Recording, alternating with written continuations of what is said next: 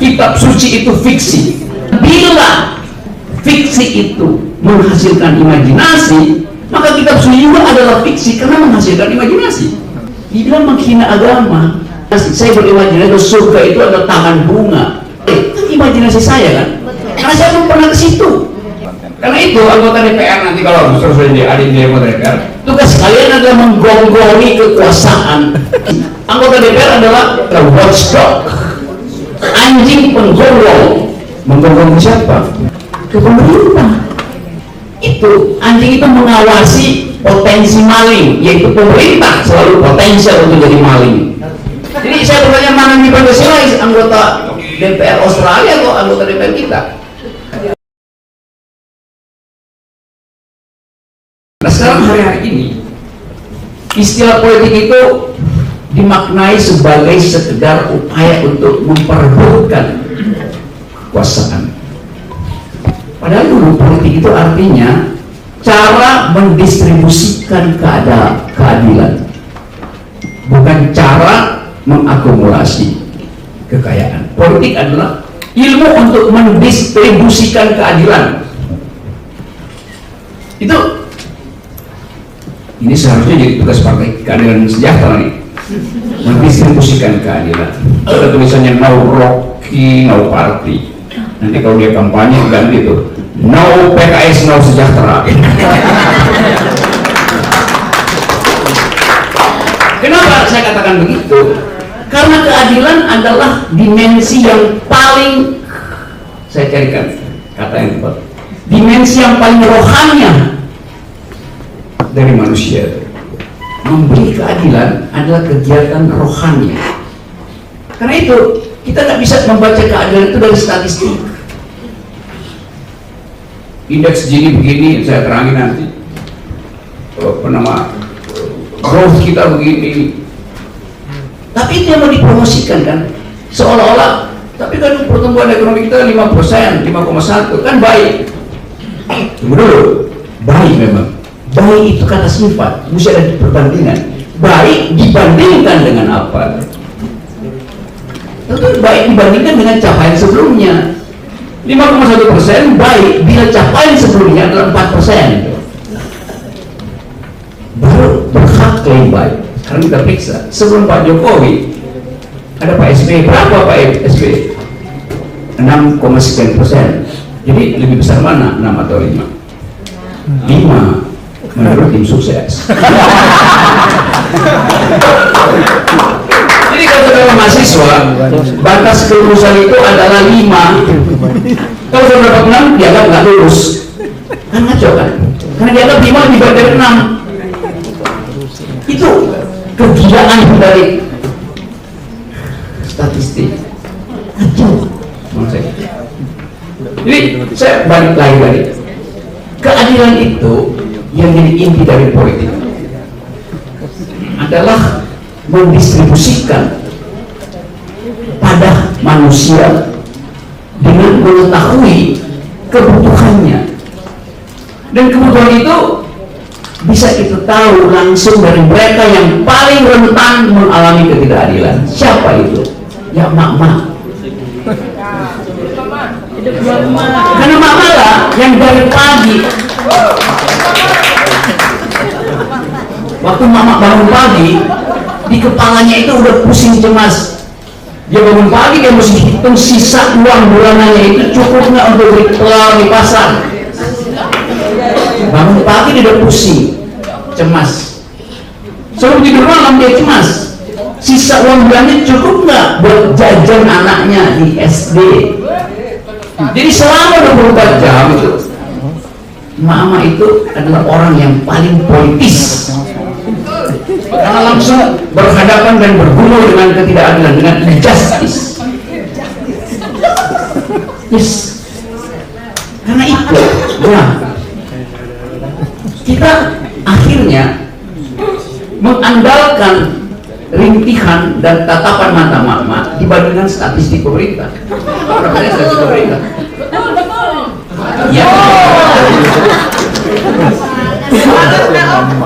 Misalnya nih, bagi di headline koran, harga-harga terjaga, artinya tidak ada inflasi, bahkan ada kecenderungan harga menurun. Berita baik itu buat mama. Baik. Kalau punya daya beli.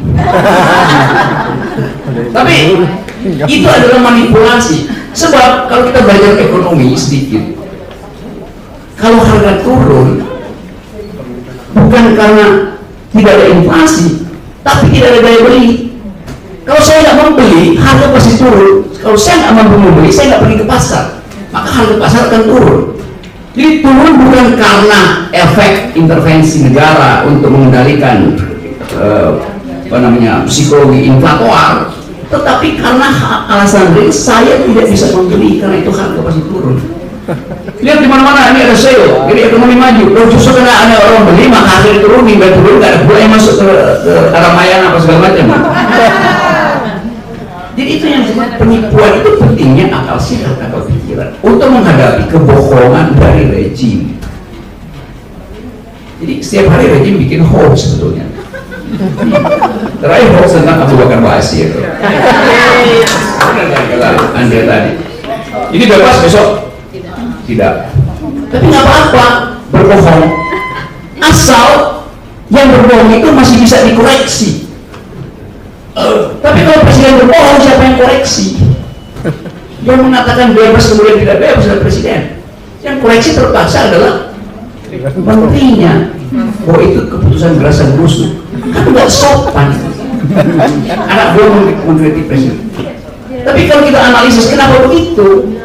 Kan mestinya presiden suruh menteri kehakiman ngomong, atau Kapolri ngomong, atau Menko Polhukam ngomong, sehingga kalau 3 pejabat itu bikin kesalahan, presiden akan koreksi itu.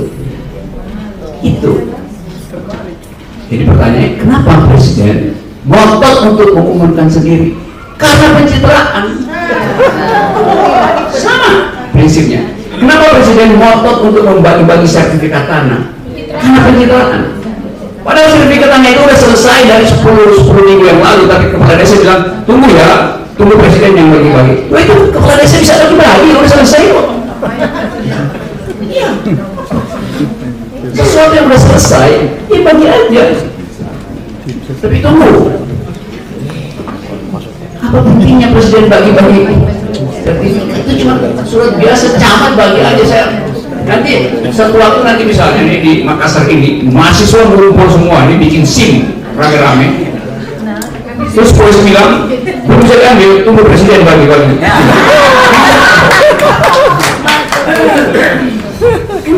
Apa namanya? Ya apa? Selain dulu ada nggak kata?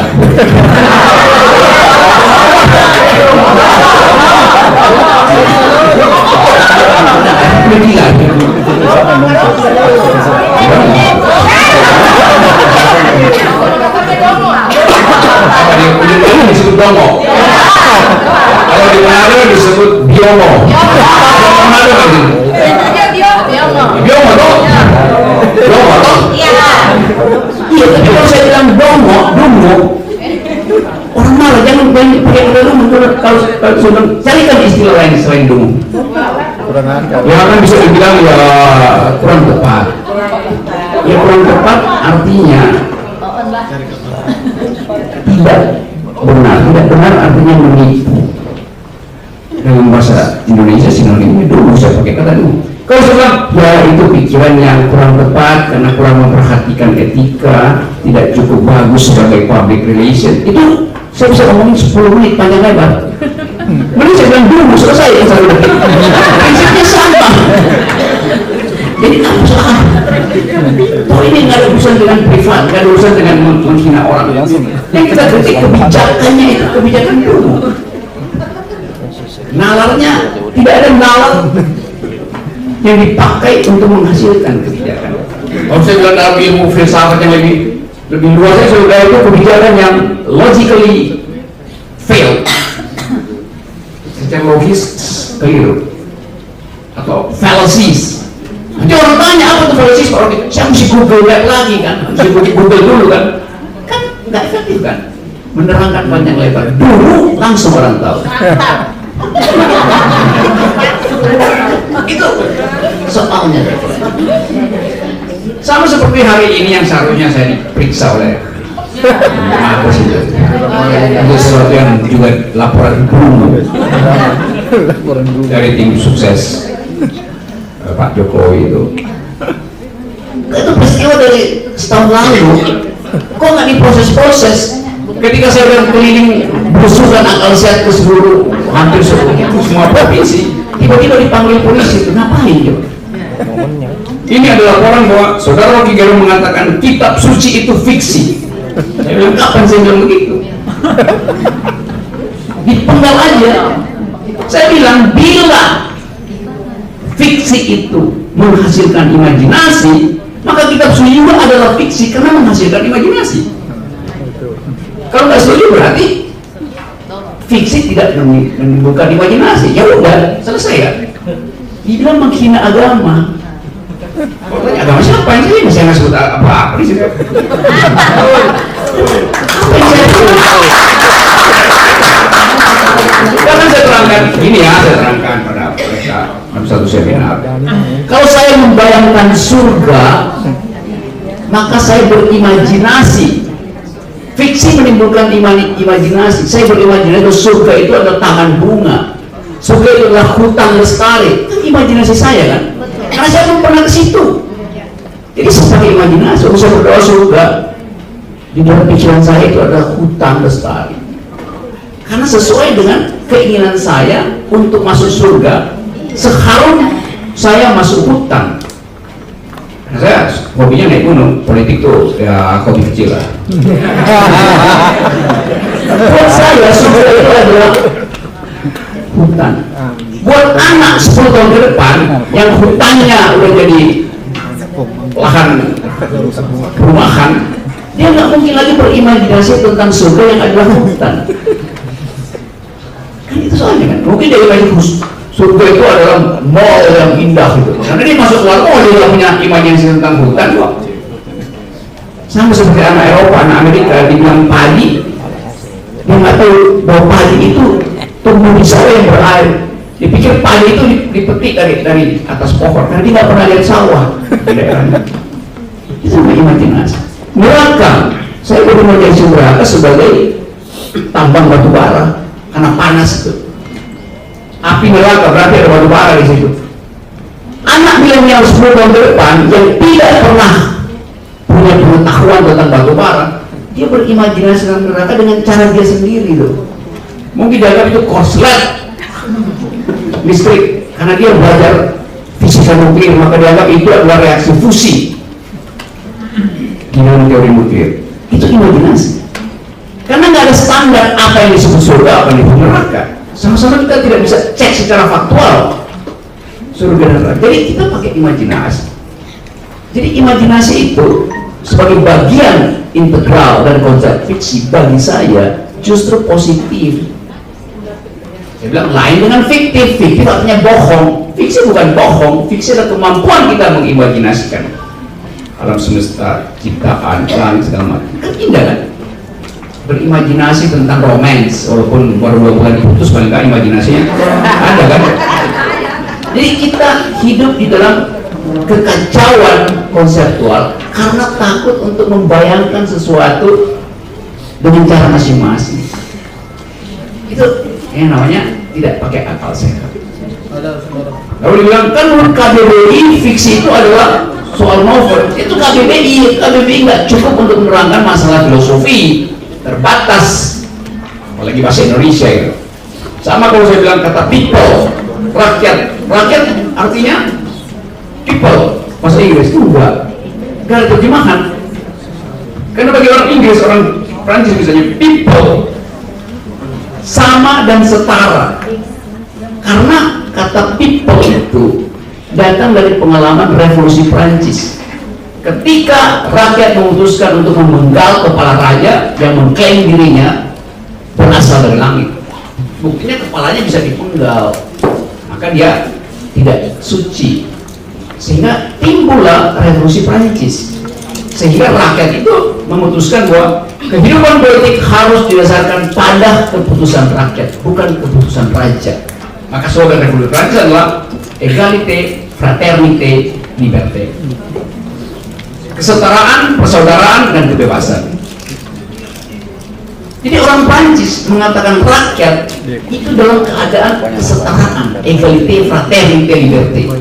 Kalau orang Indonesia bilang rakyat itu artinya wong cilik yang tergantung tangannya minta pada atasan. Ada feodalisme dalam pengertian rakyat. Beda kan?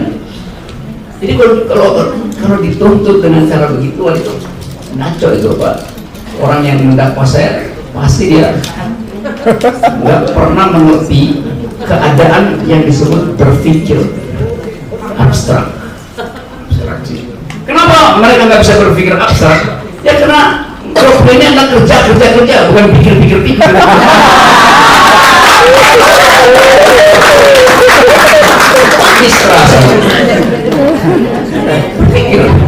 Padahal politik adalah urusan pikiran, demokrasi adalah urusan akal. Demokrasi itu bukan pemerintahan rakyat, bukan. Demokrasi itu adalah a government of reason through the government by the people. Pemerintahan akal melalui pemerintahan orang. Nah itu IQ mesti cukup untuk memerintah. Konsekuensinya itu harus mampu untuk mengeluarkan isi pikiran. Dengan cara apa? Dengan cara menggeleng. Jadi tugas kita sebagai oposisi misalnya sebagai orang kampus itu menggeleng. Terus saya katakan gua, fungsi oposisi itu sama dengan fungsi mahasiswa, menggeleng supaya tidak dibodohi oleh doktrin si dosen. Kalau dosen kena lagi dulu. Kalau kita menganggur, pengetahuan tidak bertumbuh karena kita menganggur. Pengetahuan bertumbuh karena pertarungan paradigma, karena ada neantisasi. Neantisasi artinya negativity is essential to thinking. Negativitas adalah inti dari berpikir supaya timbul dialektika percakapan. Kalau saya dengan saudara-saudara begini-begini, kita nggak berjawab. Kalau saudara begini, saya tahu Anda tidak setuju pasti dengan pendapat saya. Nah, Anda bicara. Kalau Anda setuju, ngapain bicara?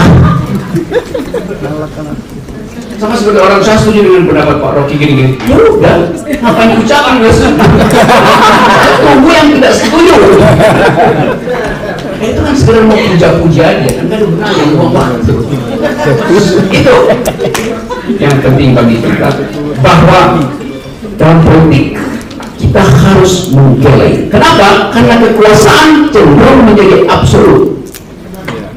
Power tends to corrupt, and absolute power corrupt absolutely. Kekuasaan cenderung korup, kekuasaan yang mutlak pasti korup. Karena itu kita harus menggeleng. Itulah tugas legislator, menggeleng pada kekuasaan. Menggeleng ya, bukan karena promo. Baik, aktivitasnya sama kayak gini. Tapi menggeleng artinya berupaya mengeluarkan pikiran, itu namanya menggeleng. Kalau nggak promo, Anda nggak punya pikiran. Jadi itu keadaannya. Nah, kita ada di sini untuk mengaktifkan ulang akal sehat, akal pikiran, dengan cara mengawasi terus kekuasaan. Karena itu anggota DPR nanti kalau sudah ada di anggota DPR, tugas kalian adalah menggonggoli kekuasaan. Karena memang itu desain demokrasi. Anggota DPR adalah di dalam tradisi demokrasi adalah watchdog, anjing penggonggol. Itu namanya watchdog. Menggonggol ke siapa? Ke pemerintah. Di sini namanya fungsi pengawasan. Itu anjing itu mengawasi potensi maling, yaitu pemerintah selalu potensial untuk jadi maling. Karena dia punya segala aparat kekuasaan untuk nyolong. Karena itu DPR tugasnya mengawasi pemerintah. Siapa anggota DPR? Dia adalah anjing yang saya utus untuk menggonggoli pemerintah. Jadi dia adalah anjing saya untuk menggonggoli. Memang itu terjadi. Kan kita utus dia supaya mengawasi pemerintah, jangan sampai pemerintah berlaku tidak adil pada saya kan? Saya pasang dia di sini. Sekarang anjingnya berbalik menggonggoli saya. Karena nggak ngerti tentang etika politik. Anggota DPR itu sebelum jadi anggota adalah pengemis, mengemis suara rakyat.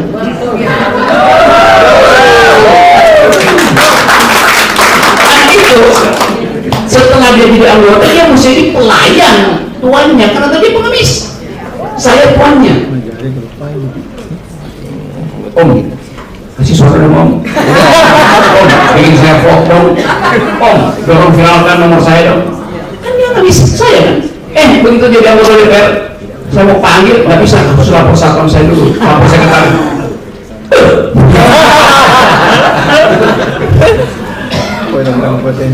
Namanya. Ingin saya getok pakai rusuk sop kontrol tuh lanjut.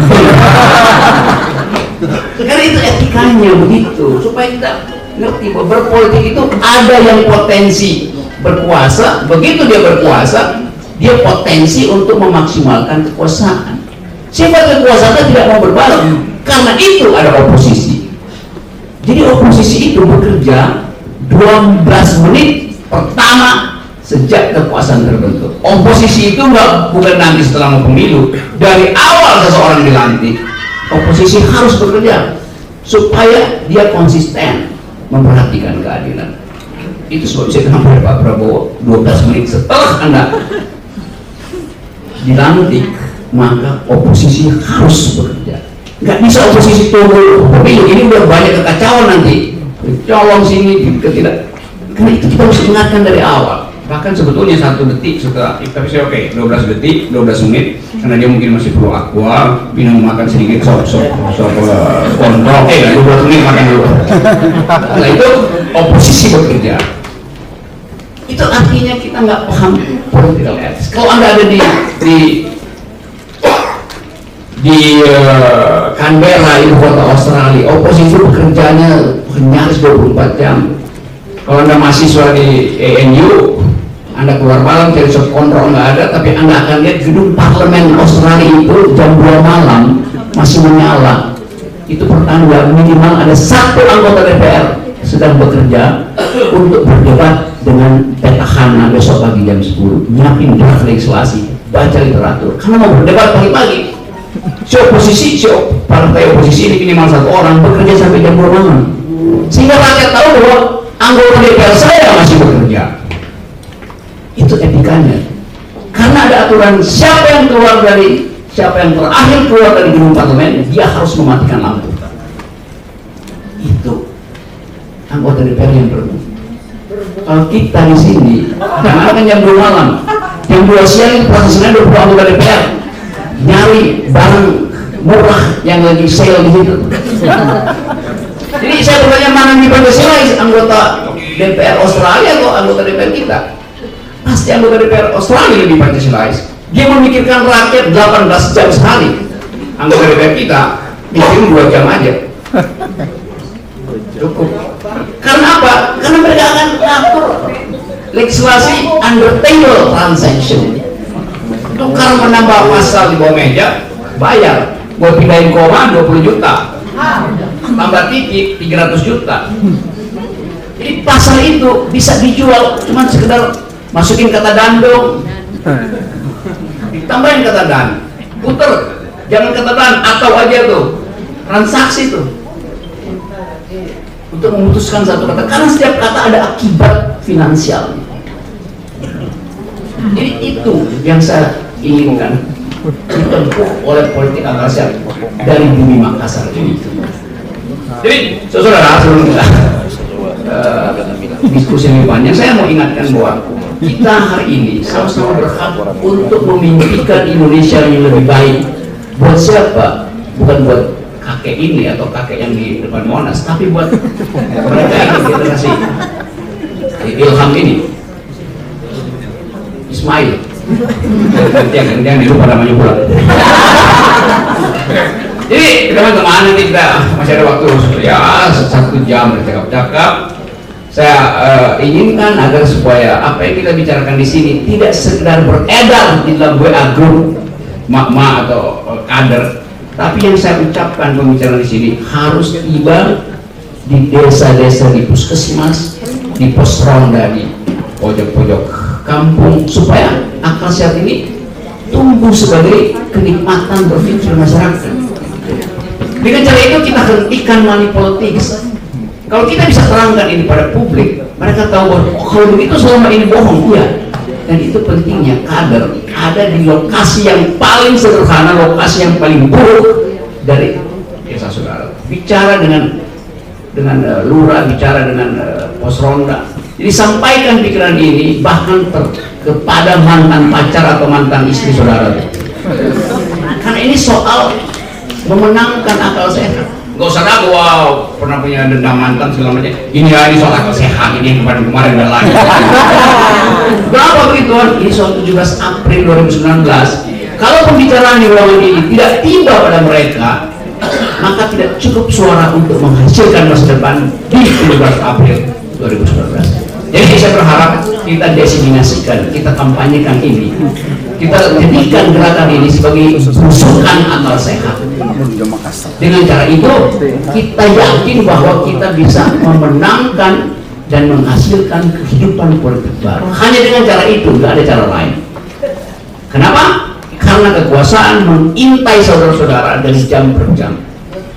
Kekuasaan membagi-bagikan janji baru dan palsu dari detik ke detik melalui fasilitas aparatur yang dikuasai, pengendalian pegawai negeri, pengendalian pers segala macam. Karena itu salah satu informasi yang bisa tiba adalah kalau dia datang dari akal yang sehat dan hati yang bersih. Dan kebanyakan akal sehat dimiliki oleh mama, kebanyakan hati bersih dimiliki oleh